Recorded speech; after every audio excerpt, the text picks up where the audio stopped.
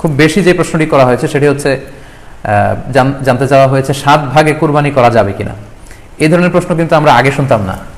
Recently কিছু কিছু স্কলারদের আলোচনা বা এতে করে লোকজন হয়তো বিভ্রান্তিতে ভোগেন কিংবা একটা ধোঁয়াশা তৈরি হয়, ফলে এই প্রশ্নটি করা হচ্ছে। আমরা আবহমান কাল থেকে আমাদের প্রিয় মাতৃভূমি বাংলাদেশে হয়তো ছাগল কুরবানি দিয়েছি অথবা গরু কুরবানি দিয়েছি সর্বোচ্চ 7 ভাগে। সো এটা আমাদের সবার কাছে জানা ছিল, এ নিয়ে আগে সংশয় ছিল না। ইদানিংকালে অনেকের মধ্যে এই বিষয়ে সংশয় জেগেছে। কেউ কেউ বলে থাকেন যে ভাগে যদি কুরবানি দেওয়া হয় 7 জনে মিলে, গরুতে বা মহিষে বা উটে, এই ভাগে কুরবানি হবে না, এটা অনেকে বলে থাকেন। এই কথাটি আসলে ঠিক নয়। আপনি যদি ভাগে কুরবানি দিতে চান এটি জায়েজ আছে, এবং একটি উটে বা মহিষে বা গরুতে আপনি সর্বোচ্চ 7টি ভাগে কুরবানি দিতে পারবেন ইনশাআল্লাহ। এ ব্যাপারে সহিহ মুসলিমের একটি হাদিসকে আমরা এখানে উল্লেখ করতে চাই। সাইয়েদনা জাবের রাদিয়াল্লাহু তাআলা আনহু থেকে বর্ণিত, তিনি বলেন, ক্বালা হাজাজনা মা রাসূলিল্লাহি সাল্লাল্লাহু আলাইহি ওয়াসাল্লাম, আমরা আল্লাহ রাসূল সাল্লাল্লাহু আলাইহি ওয়াসাল্লামের সাথে হজ করেছি। ফানাহারনাল বাঈরা আন সাবআ, সেখানে আমরা উট কুরবানি দিয়েছি 7 জনের পক্ষ থেকে। ওয়াল বাকারাতা আন সাবআ, আর আমরা সেখানে গরু কুরবানি দিয়েছি 7 জনের পক্ষ থেকে। খুব সুস্পষ্ট, একটি উটে ওনারা 7 জন অংশগ্রহণ করতেন, একটি গরুতে 7 জন অংশগ্রহণ করতেন।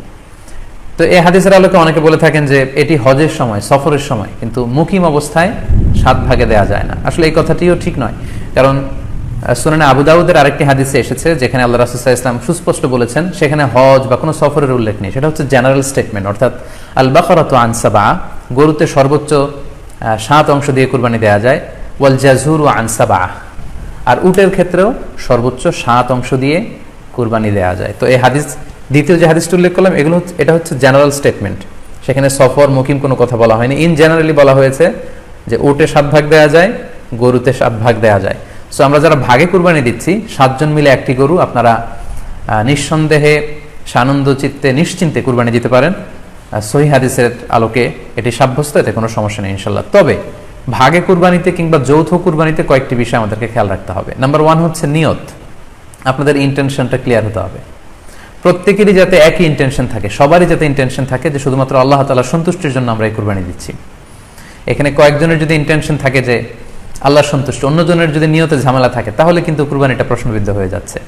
কারণ ইন্নামাল আমালু বিন্নিয়াত, ইয়ানি ইন্নামা সাওয়াবুল আমালি বিন্নিয়াত, সমস্ত কাজের প্রতিদান দেয়া হবে আপনার ইন্টেনশন বা নিয়তের উপর ভিত্তি করে। সো এজন্য যারা খুব বেশি মুখলেস, খুব বেশি মুত্তাকি, তারা অনেক সময় যৌথ কুরবানি দিতে চান না। তাদের সামর্থ্য না থাকলে ছোট একটা ছাগল দিয়ে তারা একাকী কুরবানি দিতে চান। The safe, he want to be in the safer side. কারণ যৌথ কুরবানি দিতে দিতে যে কার মনে কি চিন্তা, কার মনে কি নিয়ত, আমরা কিন্তু কিছু জানি না। সো যদি যৌথ কুরবানি দেন, কুরবানির আগে সবাইকে এটা কনসার্ন করে দেওয়া, রিমাইন্ডার দেওয়া যে ভাই আমাদের কুরবানিটা হবে শুধুমাত্র কেবলমাত্র আল্লাহ তাআলার সন্তুষ্টির জন্য, অন্য কোনো নিয়ত যেন না থাকে, তাহলে কিন্তু আমাদের কুরবানি বরবাদ হয়ে যাবে। এটা হচ্ছে প্রথম কনসার্ন। 2 নম্বর কনসার্ন হচ্ছে হালাল উপার্জন দিয়ে কুরবানি হতে হবে। যৌথ কুরবানিতে কেউ কেউ যদি এমন থাকে যাদের উপার্জন হালাল না, সেই কুরবানি কিন্তু আল্লাহ তাআলার দরবারে কবুল হবে না। সো এটা খুব গুরুত্বপূর্ণ একটা বিষয়। আরেকটা হচ্ছে লৌকিকতা। লৌকিকতা যদি থাকে তাহলেও কুরবানি কবুল হবে না।